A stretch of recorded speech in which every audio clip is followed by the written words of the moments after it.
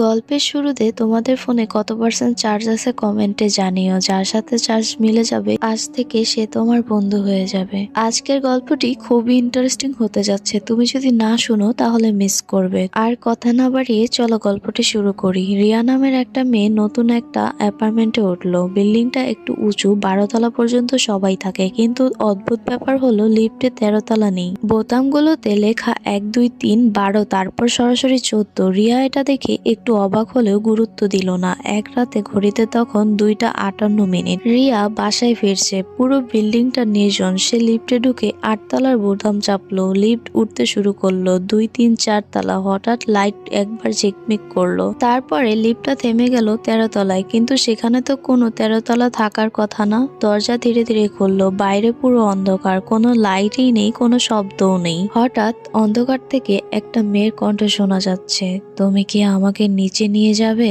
রিয়ার শরীর ঠান্ডা হয়ে গেল। সে বোতাম চাপতে লাগলো, দরজাটা বন্ধ করতে চাইলো, কিন্তু লিফট নড়ছিলই না। ধীরে ধীরে একটা মেয়ে ভেতরে ঢুকলো। তার চুল মুখ দিয়ে ঢেকে রেখেছে, পা দেখা যাচ্ছে না, মনে হচ্ছে সে ভেসে আছে। সে এসে দাঁড়ালো রিয়ার পাশে। তারপর খুব আস্তে করে বলল, তুমি কি জানো এই তলায় কেউ আসে না কেন? রিয়া ভয় পেয়ে চোখ বন্ধ করে ফেললো। হঠাৎ লিফট আবার চলতে শুরু করলো। দরজা খুললো 8 তলায়। রিয়ার চোখ খুলে দেখে সে একা, মেয়েটা নেই। সে দ্রুত বাসায় গিয়ে দরজা বন্ধ করে দিল, কিন্তু আয়নায় তাকিয়ে সে জমে গেল। তার পেছনে দাঁড়িয়ে আছে সেই মেয়েটা আর ফিসফিস করে বলছে, আমি তো তোমার সাথেই নেমে এসেছি। পরের দিন রিয়ার কোনো খোঁজই পাওয়া যায়নি, শুধু লিফটের ভেতরে একটাই নতুন বোতাম দেখা গেল। তারপর থেকে রাত 3টার পর লিফটে উঠলে মাঝে মাঝে 13 তলায় থেমে যায়, আর কেউ একজন জিজ্ঞাসা করে, নিচে নামবে?